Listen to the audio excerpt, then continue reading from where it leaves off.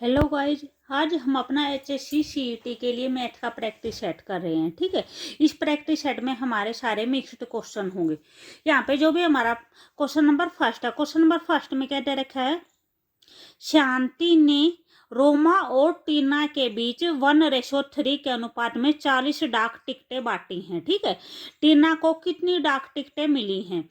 तो जो भी फर्स्ट है वो किसको मिली है? वो रोमा को मिली हैं। और जो 3 दे रखे वो किसको मिली है? टीना को मिली हैं। ठीक है, और जो कुल डाक टिकट है वे कितनी है? 40 डाक टिकट है। ठीक है, तो इसको हम कैसे निकालेंगे? जब भी हमारे अनुपात में होता है तो इसको हम क्या लेके चलते हैं?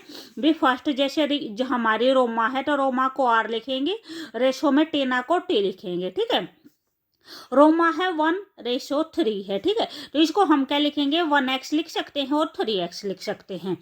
टोटल कितना दे रखा है? 40 दे रखा है। तो इन दोनों का टोटल करेंगे तो हमारा कितना हो जाएगा? 4x। 4x किसके इक्वल हो जाएगा? 40 के इक्वल हो जाएगा। यहाँ से हम अपने x की वैल्यू निकालेंगे तो कितना हो जाएगा? भी 4 हमारा क्या हो जाएगा? डिवाइड में चला जाएगा। इसको कट करेंगे तो x की वैल्यू हमारी कितनी आ जाएगी? 10 आ जाएगी। ठीक है, किसका पूछ रखा है? टीना का पूछ रखा है। टीना को कितनी डाक टिकट मिलेंगी? तो टीना का कितना था? 3x था। तो 3 इंटू में x की वैल्यू कितनी है? 10 है, तो हमारे कितना हो जाएगा? 30 हो जाएगा। टीना को कितनी डाक टिकटें मिलेंगी? 30 मिलेंगी। ठीक है, तो यहाँ पे कौन सा हो जाएगा? ऑप्शन नंबर बी हो जाएगा, 30 हो जाएगा। उसके बाद नेक्स्ट क्वेश्चन है, एक बेलनाकार जार के आधार की परिधि है वो 132 सेंटीमीटर है और उसकी जो ऊंचाई दे रखी है वो 25 सेंटीमीटर दे रखी है। इसमें कितने लीटर पानी आ सकता है?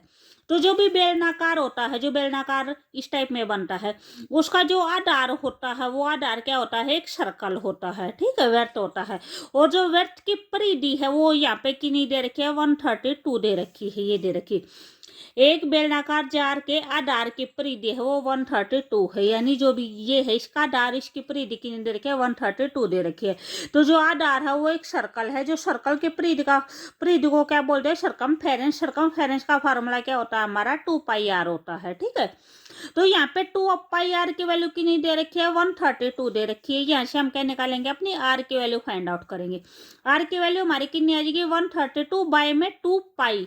ये 2π होगा, ये क्या हो जाएगा? इसके नीचे चला जाएगा। ठीक है, पाई की वैल्यू क्या होती है? 22/7 होती है। तो बाय 7, जो भी बाय 7 है वो कहाँ पे चला जाएगा? हमारा यहाँ पे ऊपर चला जाएगा। ठीक है, इसको हम कट करेंगे, इसको 11 से कट करेंगे तो यहाँ पे कितना आ जाएगा? 11 2 जा 22 आ जाएगा।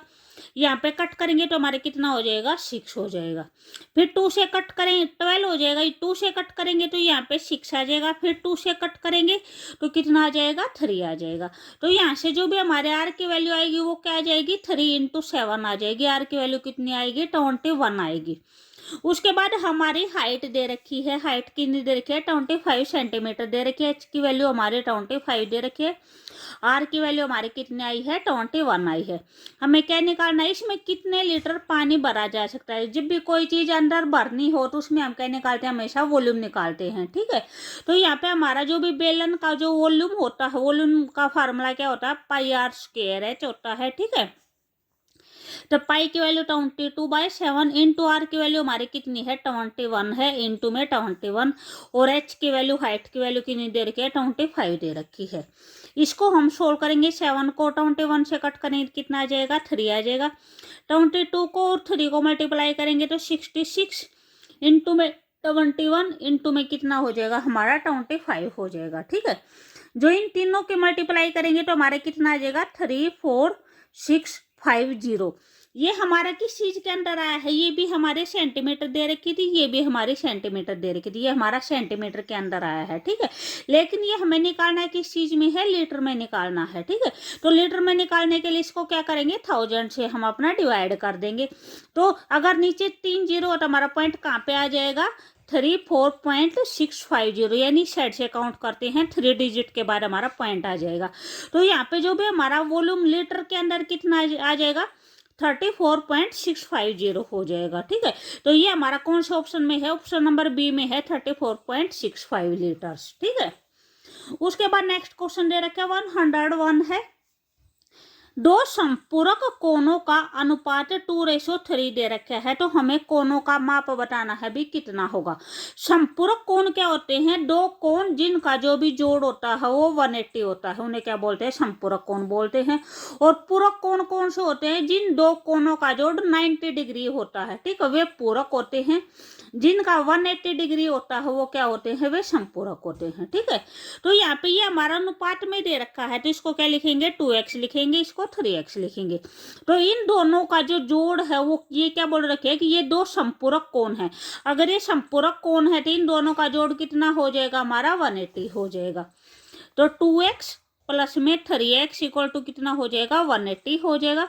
ये कितना आ जाएगा? 5x हो जाएगा इक्वल टू 180। यहाँ से x की वैल्यू निकाल लेंगे तो कितना हो जाएगा? 180 बाई में 5 हो जाएगा।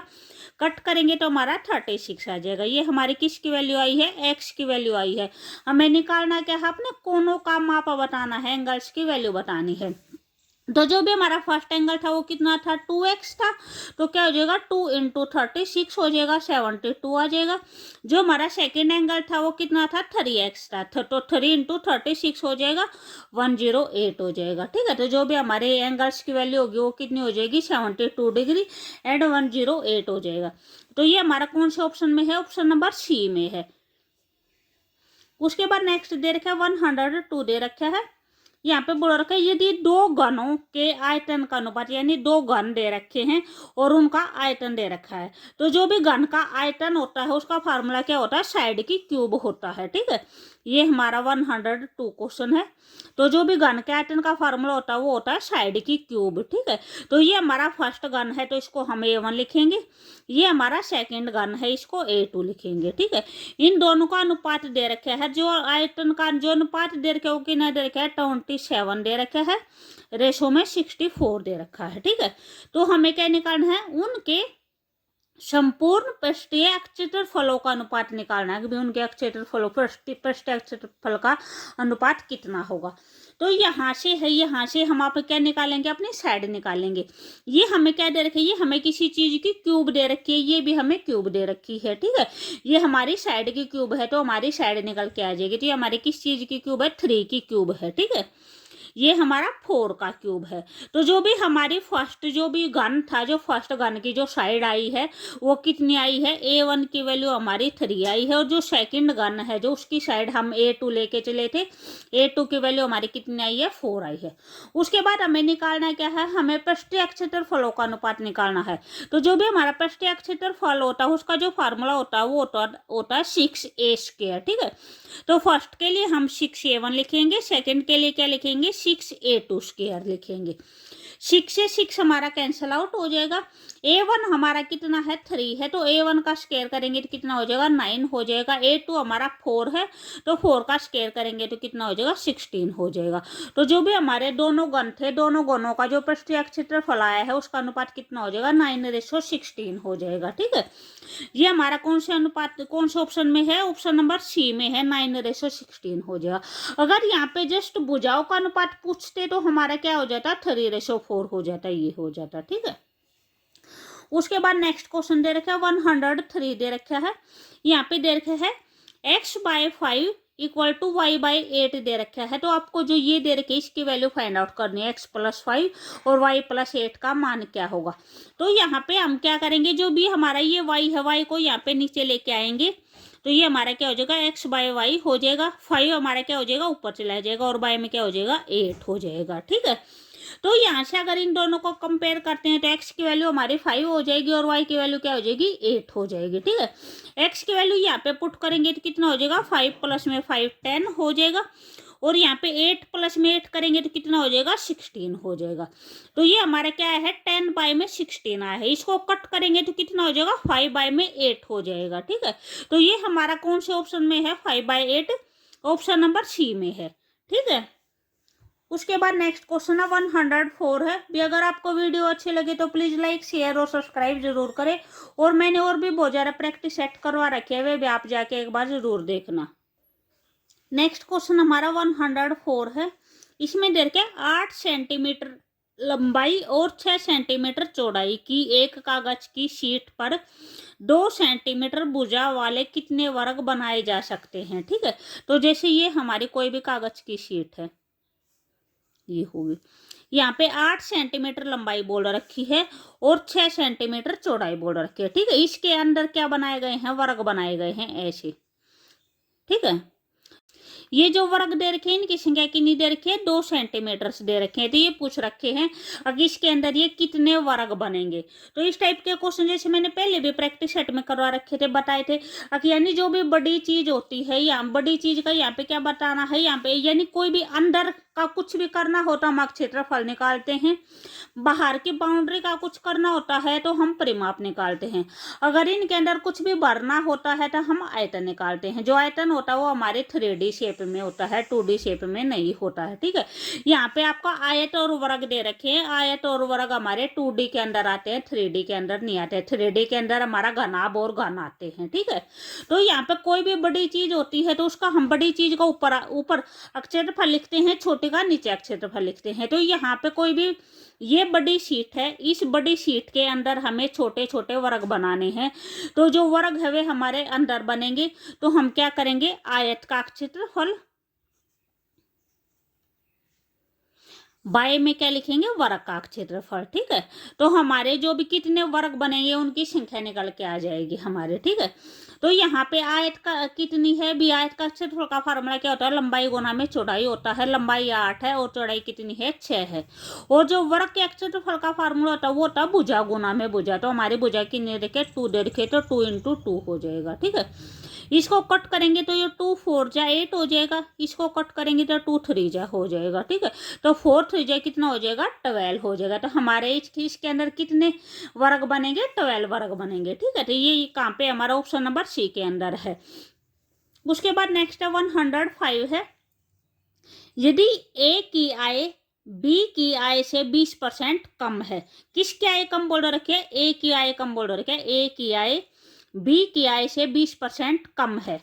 तो इसको हम कैसे लिखेंगे, जैसे ये हमारा ए हो जाएगा, ये हमारा बी हो जाएगा। ठीक है, अगर हमारी बी की 100 होगी तो ए की कितनी हो जाएगी, 80 हो जाएगी। यहाँ पे क्या बोल रखा है, कम बोल रखा है। अभी कम बोल रखा है तो हम माइनस करेंगे, ज्यादा बोल रखा होगा तो क्या करेंगे, प्लस करेंगे। और कम कितना बोल रखा है, 20% कम बोल रखा है तो 100 में से 20 माइनस कर देंगे।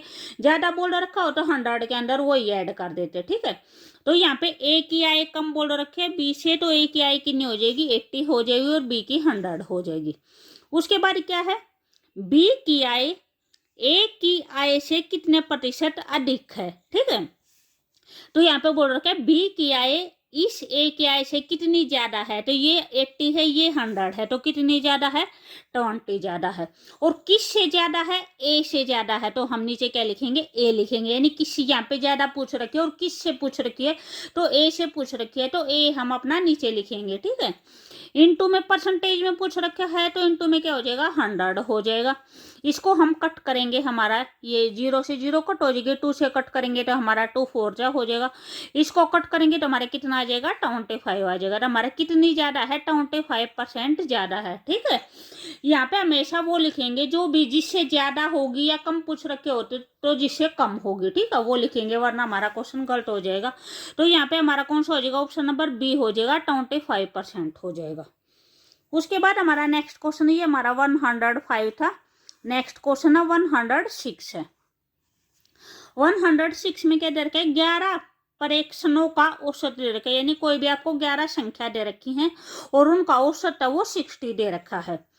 यदि प्रथम 6 परीक्षणों का औसत 59 हो तो अंतिम 6 परीक्षणों का औसत 62 हो तो छठे परीक्षण का मान ज्ञात करो। इस क्वेश्चन को हम कैसे करेंगे, यहाँ पे जैसे हमारी कोई भी 11 संख्याएं हैं, हम ऐसे लिखेंगे A1 A2 A3। ठीक है, ऐसे हमारी कोई भी कितनी संख्याएं हैं, 11 संख्याएं हैं।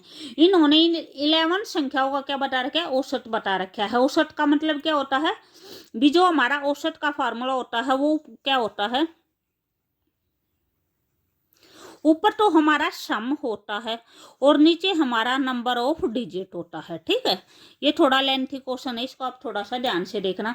तो यहाँ पे जैसे हमारा 11 संख्या का औसत दे रखा है और कितना दे रखा है, हमारा 60 दे रखा है। ये औसत की जगह पे हमने 60 वैल्यू पुट कर दी। यहाँ पे सम यानी A1 प्लस में A2 प्लस में A3 ऐसे 11 संख्याओं का औसत दे रखा है, ठीक है। वाई में नंबर ऑफ डिजिट कितनी, यानी ये संख्याएं कितनी हैं, ठीक है। संख्या हमारी कितनी है, 11 है। तो वाई में क्या लिख दिया, 11 लिख दिया। तो जो ये 11 क्या होगा, इस साइड मल्टीप्लाई हो जाएगा, 60 इंटू 11 इक्वल टू क्या आ जाएगा, इन सभी संख्याओं का सम आ जाएगा। 11 जो संख्या हो, उन 11 संख्याओं का सम आ जाएगा।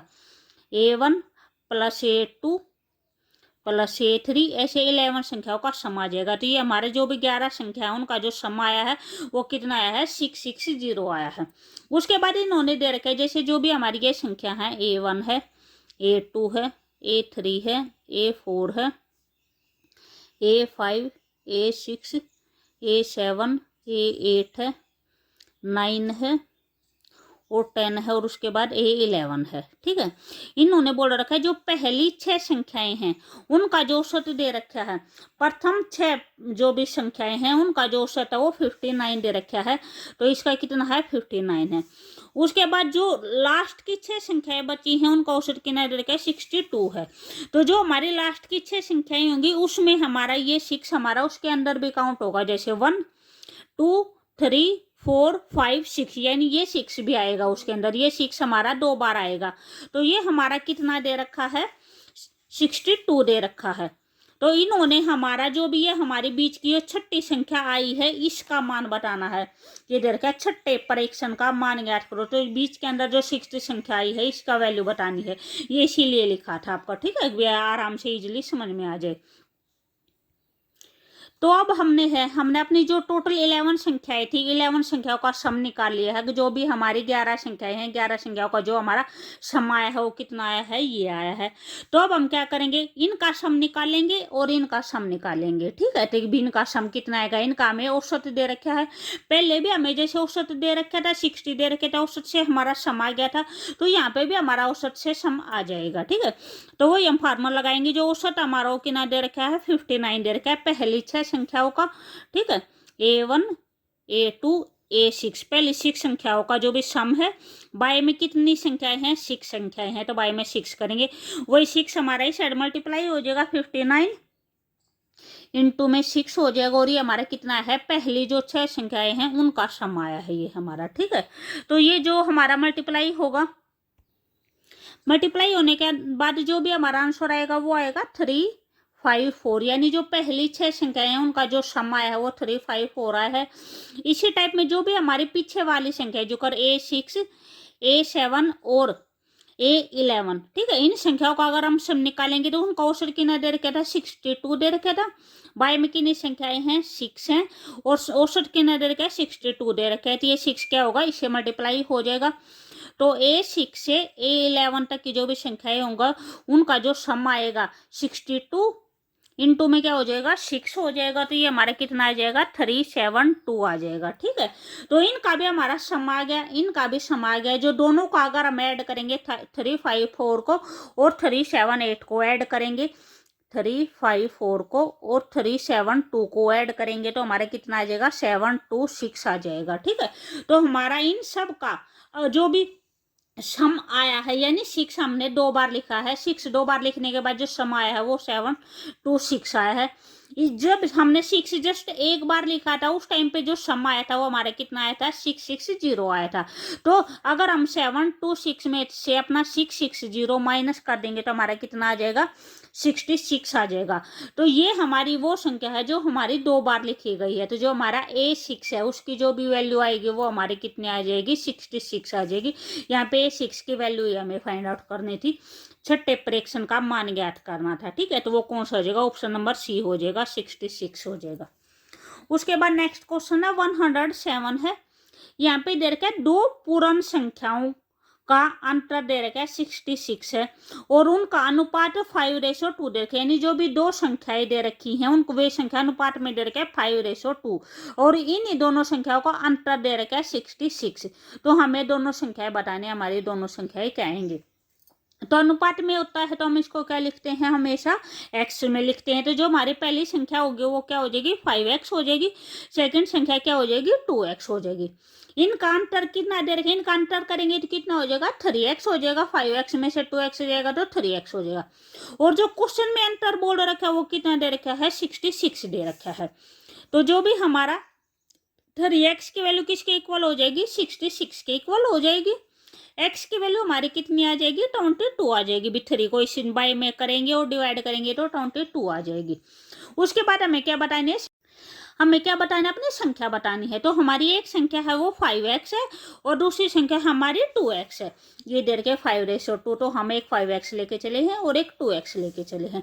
तो एक संख्या हमारी 5x हो जाएगी और एक संख्या क्या हो जाएगी, हमारी 2x हो जाएगी। ठीक है, तो x की वैल्यू हमारी 22 आई है, तो 5 × 22 करेंगे तो 110 आ जाएगा और 2 × 22 करेंगे तो कितना हो जाएगा, 44 हो जाएगा। तो जो भी हमारी दो संख्या आई हैं वो क्या आई हैं, ये दो संख्याएं आई हैं 110 और 44। तो ये हमारा कौन से ऑप्शन में है, ऑप्शन नंबर सी में है, 110 और 44। ठीक है, अगर आपको वीडियो अच्छी लगे तो प्लीज लाइक शेयर और सब्सक्राइब जरूर करें। उसके बाद ये हमारा लास्ट क्वेश्चन है 110 है। हमने हर एक प्रैक्टिस सेट के अंदर 10 क्वेश्चन की प्रैक्टिस कर रखी है। ठीक है, कम से कम 19-20 प्रैक्टिस सेट तो ऐसे मिक्स्ड क्वेश्चन के होंगे, तो आप वहां से अपनी प्रिपरेशन कर सकते हैं। यहाँ पे क्या दे रखा है, रूट ऑफ 0.01 प्लस में रूट ऑफ 0.0064। ये इससे पहले वाले प्रैक्टिस सेट में भी था, उस टाइम पे भी मैंने बताया था। जैसे जो भी इस टाइप का क्वेश्चन होगा, रूट का क्वेश्चन होगा, उसको आप इस साइड से स्टार्ट करेंगे। ठीक है, ये हमारा पॉइंट में है, आपका वैसे विदाउट पॉइंट भी दे सकते हैं। तो यहाँ पे जैसे हम इसका रूट निकालेंगे भी, सबसे पहले इसका रूट निकालेंगे। तो इसका रूट यानी आपका 64 दे रखा है, तो 64 का रूट क्या होता है, 8 होता है हमारा। ठीक है, उसके बाद रही हमारा भी पॉइंट, हम हमारा कहाँ पे लगेगा, अगर ये पॉइंट में दे रखा है। तो अगर आपका रूट के अंदर पॉइंट का जैसे हम पेयर बनाते हैं भी, एक पेयर ये है, एक पेयर ये है, यानी यहाँ पे जैसे आपका 4 डिजिट के बाद पॉइंट है, तो रूट के बाद निकलने के बाद वो आपका कितने के बाद हो जाएगा, 2 के बाद हो जाएगा। 2 डिजिट के बाद है तो बाहर निकलने के बाद 1 के बाद हो जाएगा। ठीक है, तो यहाँ पे 4 डिजिट के बाद पॉइंट है तो आपका क्या आ जाएगा, 2 डिजिट के बाद आ जाएगा। तो यहाँ पे है जैसे हम जो आगे वाला है उसको हम एज इट इज लिखेंगे। ठीक है, यहाँ पे जो भी इसका आंसर होगा, इसका आंसर हमारा कितना आ जाएगा, 0.08 आ जाएगा। ठीक है, 1 2 3 4 डिजिट के बाद पॉइंट है तो रूट से बाहर निकलेगा तो कितने के बाद हो जाएगा, 2 के बाद हो जाएगा। तो कहाँ पे आ जाएगा, 0.08 आ जाएगा। ठीक है, उसके बाद अगर ये दोनों क्या हैं, बीच में प्लस का साइन ऐड करेंगे तो हमारा कितना आ जाएगा, 0.09 आ जाएगा। ये हमारा 0.01 है और ये 0.08 है, तो इन दोनों को ऐड करेंगे कितना हो जाएगा, 0.09 हो जाएगा। अब ये जो 9 है हमारा किस चीज का रूट होता है, 3 का रूट होता है। यहाँ पे 2 डिजिट के बाद पॉइंट है तो रूट से बाहर निकलेगा तो कितने डिजिट के बाद आ जाएगा, 1 डिजिट के बाद पॉइंट आ जाएगा। तो ये हमारा कितना हो जाएगा, 0.3 हो जाएगा। ठीक है, तो यहाँ पे ये कौन सा ऑप्शन है, हमारा ऑप्शन नंबर बी हो जाएगा, 0.3 हो जाएगा। ठीक है, जो नेक्स्ट क्वेश्चन होंगे वो हम अपने नेक्स्ट वाले प्रैक्टिस सेट में करेंगे। ठीक है, ओके बाय।